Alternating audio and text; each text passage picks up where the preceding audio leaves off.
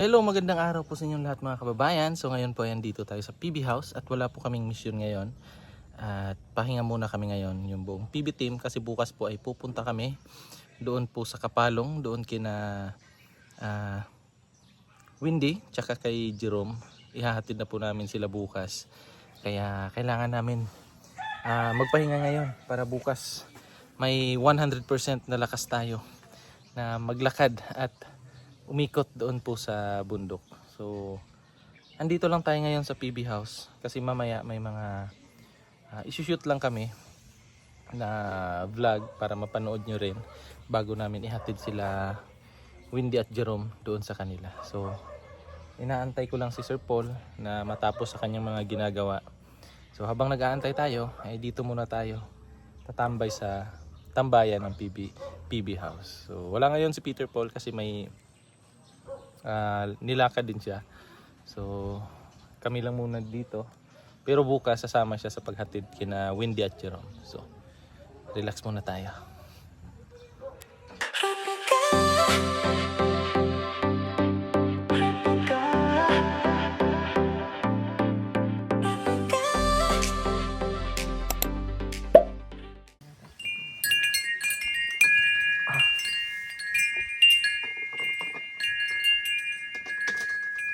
Yung plan ko nga na matutulog dito sa gabi, hindi ko na rin nagawa. Uy, naku, mahirap ba? Lamig kaya.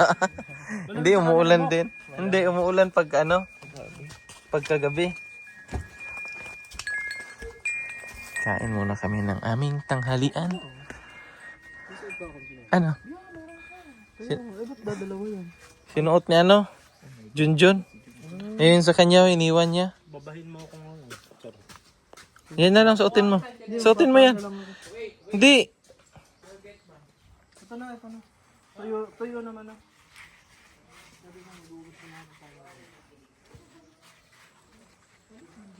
Pasok muna tayo doon. Kain tayo ng pananghalian. Kasi bukas po ay may mission kaming gagawin doon ulit sa bundok. Hatid namin sila Jerome at saka si Windy. Kaya kailangan namin magpahinga ngayon para bukas may lakas kami doon sa bundok. Hi, Isa. What is that?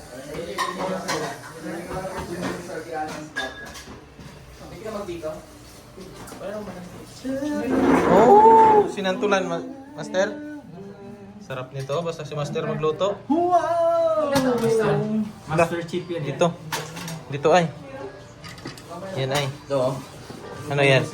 Ay, puso. Salad. Salad. Master Chef. Master Chef. Chef.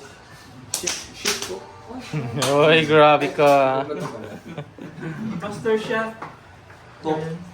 Cook. Ganda ng kising nyo. Ganda.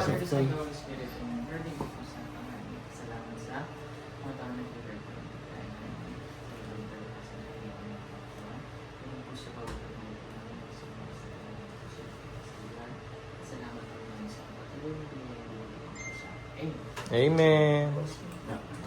Yan, tapos may mga prutas dito. Rambutan, mangustin, suha. Ang aming ulam ay puso ng saging, isda na may santol, tapos prito. Ah, sarap. Ang sarap. The best talaga si Master magluto ba? Kaya pag andito si Master, tataba kami. Master, no? Sigurado yan. Sino pa walang kanin? Jerome, oh, na may laman na yung mukha ni Jerome. Maba-taba na. Salamat sa iyo, Master, at namigay ka ng iyong pisngi kay Jerome.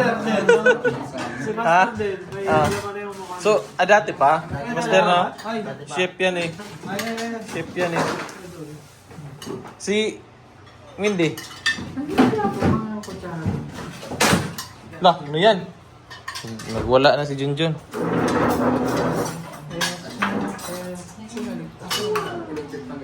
Agad.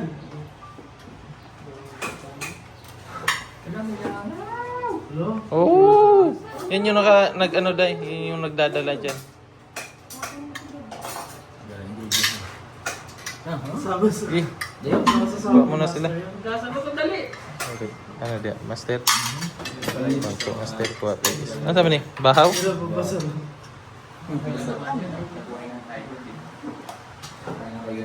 Sasamag nga sana namin yung mga laman mo sa mga Yeah. Ikaw di, master. Ikaw, master. Panalo, master.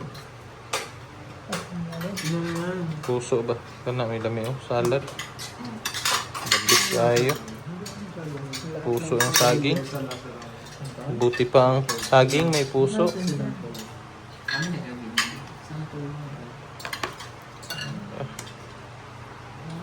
Binuog kinilaw ni master ba?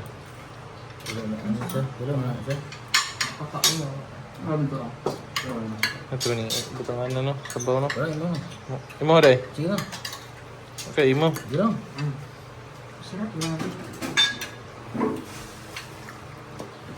Paase man eh, ang santol ang master. Panit na sa santol. Ang buto wala na, tapo na.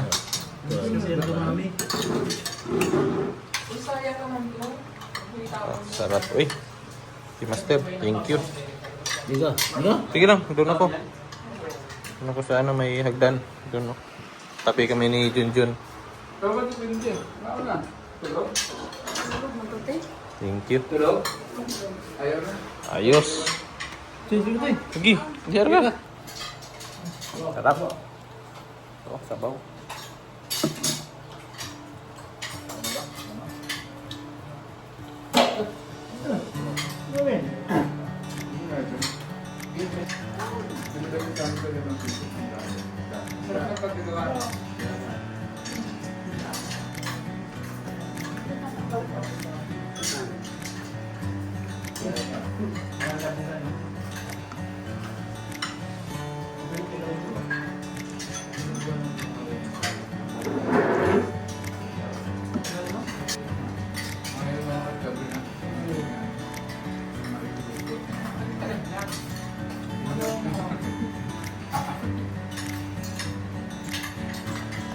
Meanwhile, Ang bango ng niluluto nila.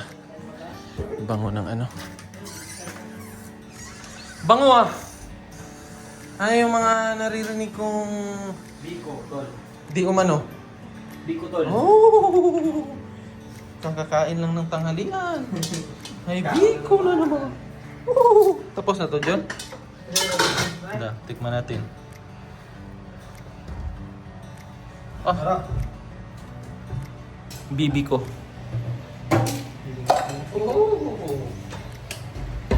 Sarap, sakto yung kanyang pagkaalat, no? Matamis yan! Matamis yan! Sorry. Sorry. Ay, ito pa pala yung kulang. Lunok. Oh, pupuno.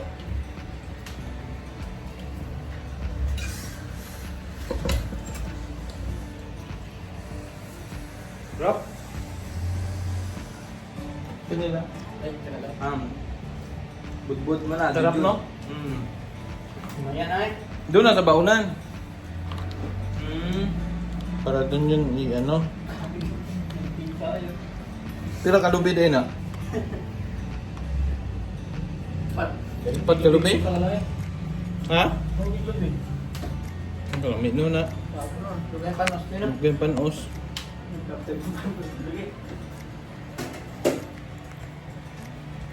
Ba talaga si Junjun? Basta Junjun, bingka. Oh.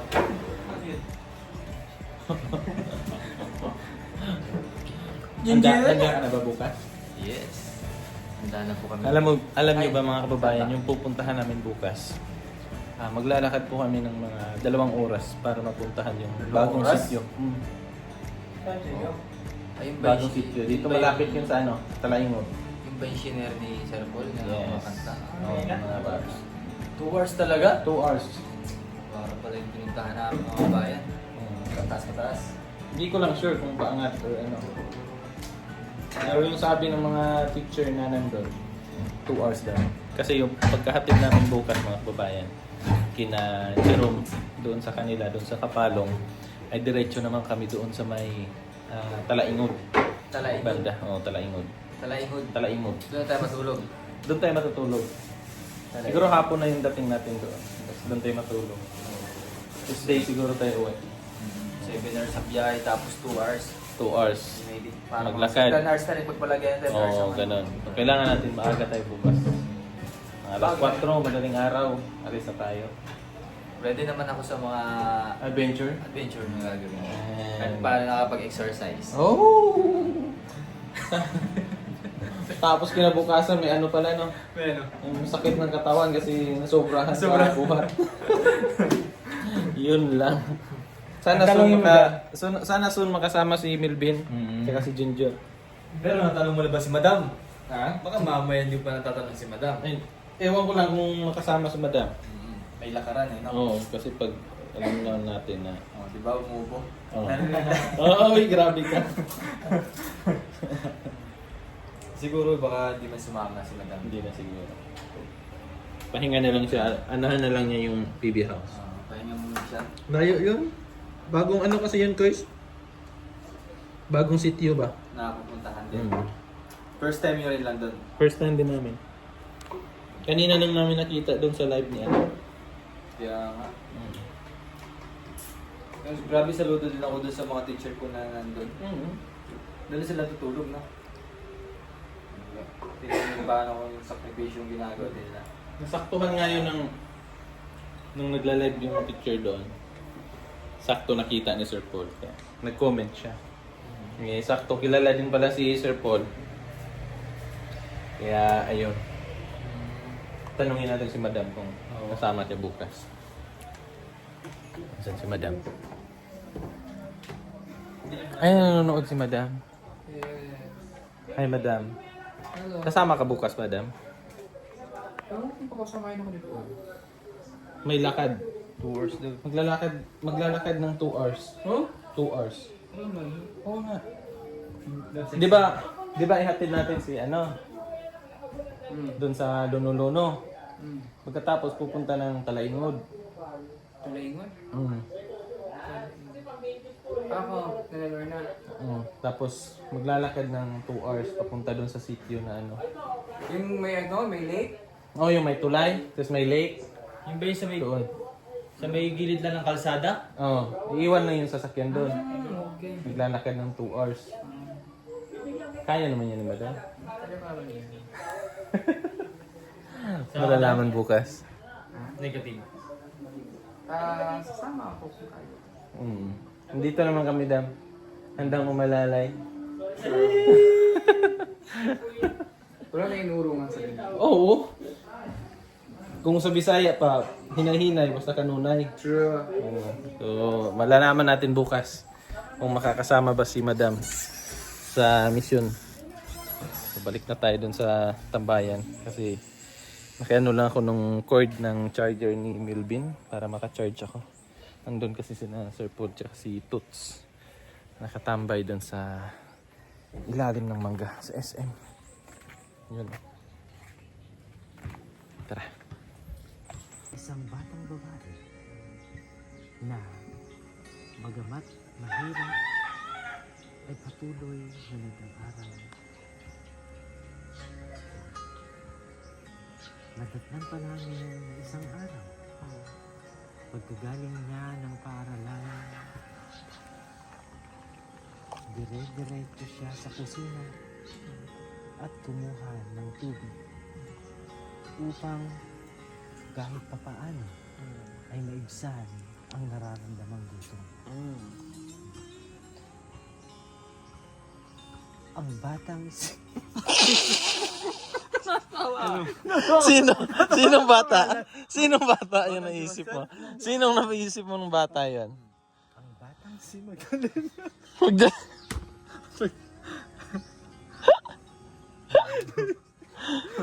Andun na eh. Gusto mo yung Magdalena. Sige, okay lang Magdalena. Okay, Magdalena. Okay. Tuloy. Ang batang si Magdalena, kakaiba man ang kagandahan, sapagkat ang kanya palang ama ay isang banyaga. Okay, tuloy. Ang ina ay nagtrabaho pala sa Olongapo. Bakit nakarating ng ulong? Parang complex yung story. Okay. Parang complex yung story. Kailangan ng intro mo 2 minutes lang yan. Okay. Ang ina ay nagtrabaho sa Olongapo, kung saan niya nakilala ang ama na si MacArthur. Kasi ang sabi ni MacArthur, Foreigner nga, no? Foreigner kasi. siya pati, ay siya pattern. Oh, kasama sa story yun. Oo, Balikin sige, natin sige, si sige. ama. Sige. Okay. So, nandito pa tayo kay ano. At ang kanyang pangalan na Magdalena. Hoy, 2 minutes lang yung sound na Ay, yan. Ang haba ng Hindi kasi may Kasama mga pa ano yung kayo mga eh. tawa-tawa May tawa-tawa eh. Okay. Ulit. 2 minutes lang Ulit. yung sound na yan eh. Kailangan tapos ka na dun. May tawa-tawa eh. Siguro Ulit. Tawa pa tayo. 1 minute pa lang. Sige. At ang pangalang Magdalena, yun pala ay bansag sa kanyang ina. Noong ito ay nagtatrabaho pa sa Olongapo. Mga kababayan. Mga kababayan, naririto po ang kwento ni Magdalena. Parang papunta ka na ng Soko. Pwede na. Pwede na, Day. Pasado na. Okay, next. Go. Ayan. Yan, gusto ko yan. Ayan. Ayan. Okay, ang scene mo naman, may matanda. Nasa tabi ng kalsada, nagkakalkal ng basura. Sinundan mo ng uwi. Pero nakabenta na siya ng kanyang kalakal. Pero ang kinita niya lang ay 80 pesos. Sinundan mo siya ng uwi sa kanilang bahay. Pagtingin mo doon sa inuwian niya, ang bahay niya sa tabi ng lawa, trapal. Tapos meron siyang asawa na may sakit na kahigan. Tapos yung 80 pesos na dala-dala niya, ibinili niya lang ng kalahating kilong bigas. Okay. Light, camera. Action. Habang kami naglalakbay sa mahabang lugar ng Davao. Hoy, wala ka sa Davao, nasa Mindoro ka. Mindoro. Okay. Dapat kasama si Master, no? Kasi kayong tatlo eh. Master! Sibig dapat kung ano lang Rehearsal na to. Ulit, take two. Take two. Master! Light, camera, intro. Intro. Okay. Light, camera, intro. Habang kami naglalakbay, napansin ko ang isang matanda. Nag-uukay.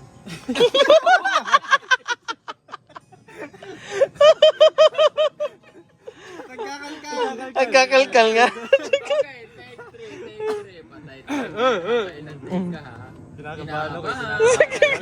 Kinakarir mo kasi. Ready? Nakasalala yung ano mo dyan. Intro.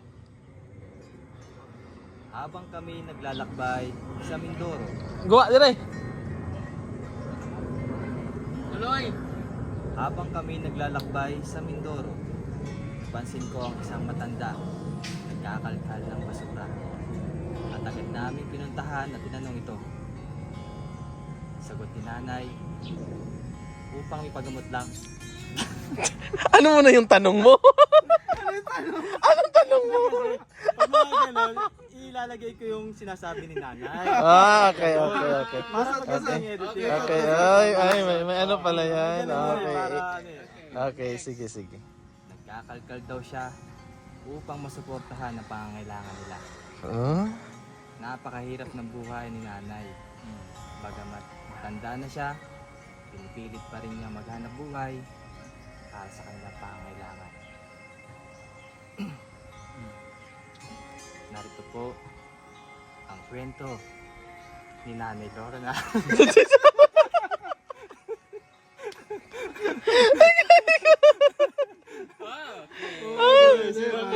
Master! Next. Gawa, Master! Master! Para sa Mindoro Boys. Dito nakasalalay ang sponsorship natin. Hindi ko kayo sponsor pag hindi maayos ang Dali, Master! Dali ba, gawa. buhay ninyo dyan. Dali. Ang mga kailangan i-training ulit eh. Oh, dito. Dali, may training ka. May training tayo eh. Dito May na training nga sponsorship sa sa atin eh. Mindoro Boys. Mindoro Boys. And girl.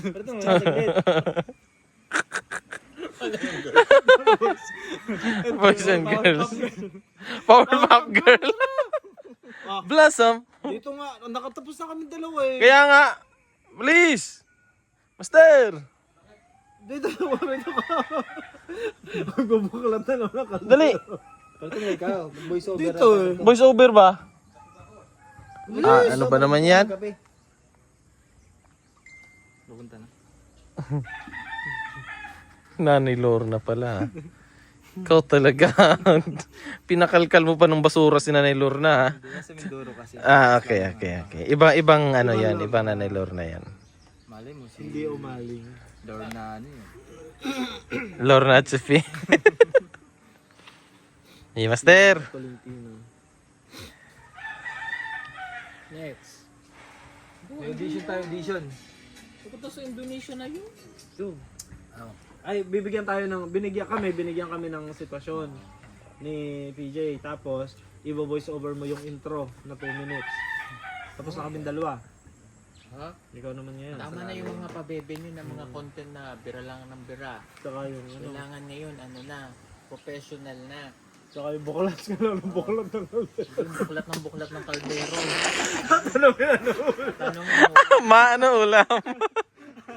tapos pag nabuklat kang palaka, magulat ka. Okay, game. Game. Ang senior ni ito naman ang iyo. Okay? May nakita kong mag-iina na maagang nawala ng asawa. Mayroon siyang 7 anak, kalilitan pa. So yung nanay lang yung naghahanap buhay. Pag uwi niya ng bahay, nag-iiyakan yung mga anak niya kasi walang pagkain, kasi di pa nag-aaral ang mga anak. Okay? So ang ginagawang hanap buhay lamang ni ate, nananabas ng tubo. Okay. So, Sa Mindoro ang setting ha? pero sa Mindoro Hindi. Gawin mo lang ng intro. Light, camera, intro. Ikaw hindi ka pala kailangan. Tapos na. Nudo pa sa kanya. Oh, tapos na silang dalawa. Tapos na nga. Okay. Tapos na kami dalawa. Oo. 1 minute. 1 minute. 2 minutes max. Maximum na yun. Bira. Anong ulam? Anong ulam? Anong ulam dyan ay? Kumain na kayo. Narito nga pala kami sa... Ano na? Okay.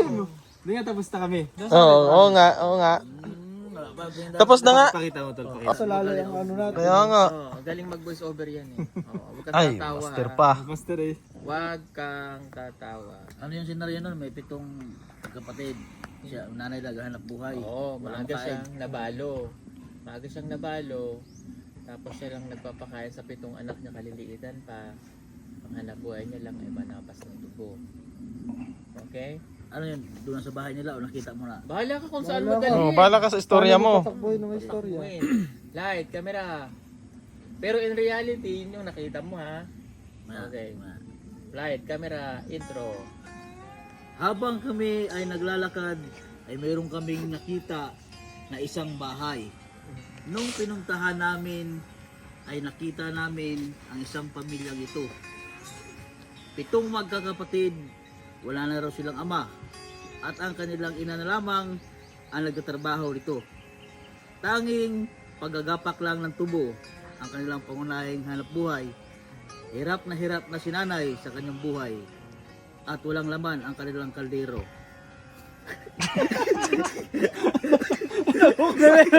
Kaya binuksan Kaldero pa rin. Kaldero ulit. Kaldero pa rin. Doon din natapos sa kaldero.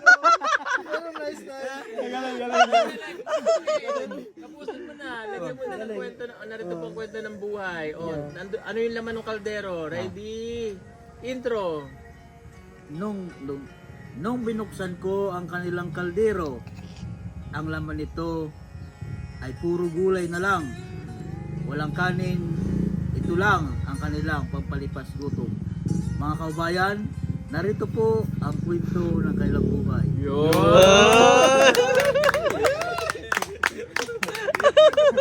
dyan. Ano na, Day?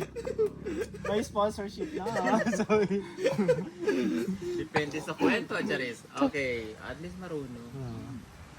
Gagawin ko dun sa Jerry Diretso na lang. Kaldero pa. Pag wala na matanong, ano ulam mo? Pwede makita na yung ano. Hindi. Kailangan ikaw din in the future. Pag wala ako, kayo ang gumagawa ng mga sige. Try natin Sige, anong storya? bigyan natin ng istorya mo. Ito naman ang iyong scene. Okay? Mayroon kang nakitang dalawang kabataan. Oo. Pero nagulat ka kasi bata pa lang sila, nag-asawa na sa edad na 14. Okay? Tumira sila sa isang barong-barong lang. Lumayo sila sa kanilang mga magulang dahil tumakas sila. Okay, pero naghihirap sila dahil mga bata pa nga sila at minor de edad. Light, camera, Music. intro. Habang kami papunta sa kabundukan ng Pakibato, may nadaanan kami dalawang bata. At sila'y may bitbit na bata na akala ko ay kanilang bunsong kapatid. Kaya't nilapitan ko at kinausap para mabigyan sana ng candy ang kanilang daladalang bata. Nang tinanong ko ang kanilang sagot, ito pala ay kanilang anak. Kaya't sinundan ko sila papunta sa kanilang tahanan at doon ko nalaman na sila pala ay mag-asawa. At sila ay nagtanay dahil ayaw ng kanilang magulang sa kanilang relasyon. Narito po ang kwento ng dalawang mag-asawa. Alamin natin ang kwento ng buhay nila. Pwede. Pero nagulat ako doon, may anak na pala, 14 pala. Oo. Hindi ka marunong makinig ng ano. So ano na sila? 16 na sila noon. Oh yeah. Pinaanak mo agad. Paano ba talaga yung tama, Day? Ikaw nga, Day. Diba? Yung kasi kailangan natin matuto sa ano talaga. Learn from the master. Oo. Di ba nakaano tayo, no? Bigyan ng senaryo. From the master. Yes, from the master. Gawin mo ng ay si Jason mag ano dyan. Bigay ng Topic. topic. Topic. Sige. Ano ba? Istorya naman ito ni Lola. Uy. Si Lola ay 75 years old na. Oh. Yes. So, matatagpuan mo siya sa kalsada ng Metro Manila. So, Metro Manila yung setting natin. Yes. Syudad. At siya ay nangangalakal. Oh. Same scenario. Pero, ay may nangangalakal na ba kanina? Oh, si ano. Oh. Iba. Hindi Minus siya nangangalakal. minus allowance ay sa sponsor. Side hustle niya lang yung pangangalakal. Pero, sa edad na 75 years old, siya ay isang prostitute. Oh. Grabe. Oh, bakit? Pwede. Oh, Kakaiba nga yun, ah. Oo, ah. para maitawid niya yung kanyang talagang ginagamit niya pa rin yung kanyang katawan. Pero may ano man yun sa senior. Hindi, wala. Kasi hindi siya resident ng Manila. Ah, okay. Mm-mm. So, nung nilapitan mo siya at tinanong kung bakit siya ay isa pa ring prostitute, inamin niya na mula pagkabata ay yun talaga ang kanyang hanap buhay. At dahil tumakas siya sa kanyang ama dahil siya ay pinagsamantala. Oh. Ganda nun. Ganda naman ang story. Ang ganda nun. Okay. Okay. Sige. Habang ako ay naglalakad sa Cubao, meron akong isang matandang babae na aking nakita sa ibabaw ng tulay. Nilapitan ko ito dahil nagkakalkal siya ng mga basura galing sa basurahan. Nakita ko na madungis ang kanyang katawan. Nang tinanong ko siya kung kumain na ba siya, ang sagot niya hindi pa dahil wala pa raw siyang kita sa kanyang pangangalakal. Niyaya ko siya papuntang Jollibee para makakain. Nagkakwentuhan kami at naikwento niya sa akin ang kanyang buhay. Nang pagkatapos namin kumain ay sinundan ko siya kung saan siya uuwi. Nakita ko na sa ilalim ng tulay siya nakatira. Matagal ko lamang siyang pinagmasdan hanggang magdilim. Akala ko ay pangangalaka lamang ang kanyang hanap buhay.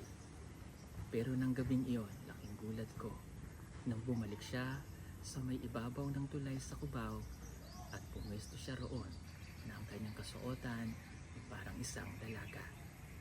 Nilapitan ko siya nang aking kausapin, nagulat siya.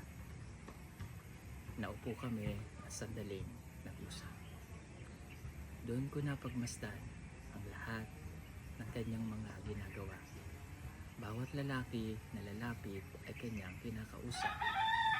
At hindi na ako nagtaka kung ano ang kanyang hanap buhay. Isa pala siyang prostitute. Okay na yun? Wait lang.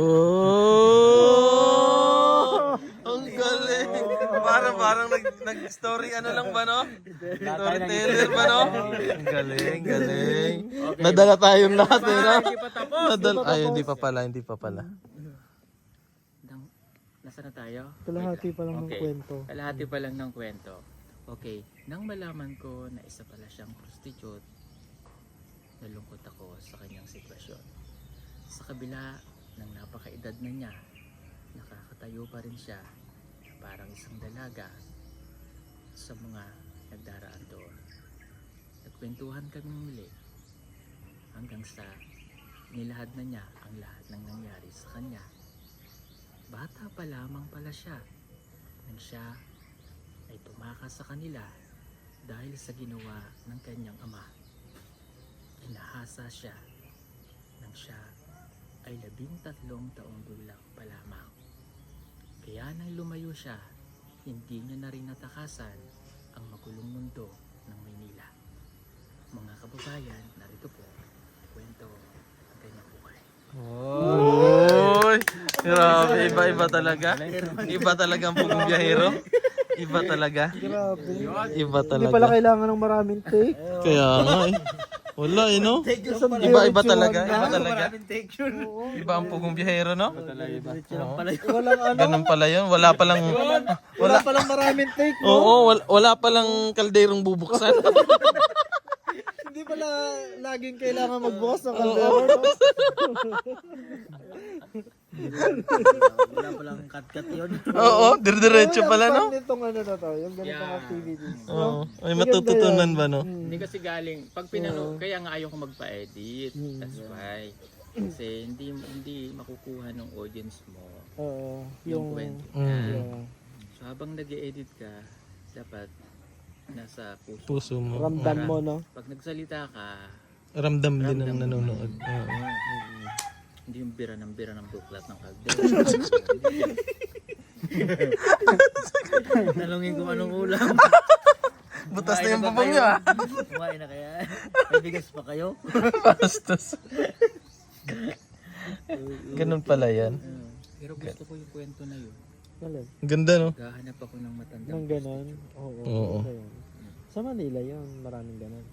May kilala ako. Charot. 75. Oo, puro- Kasi alam mo bakit hindi siya tumanda?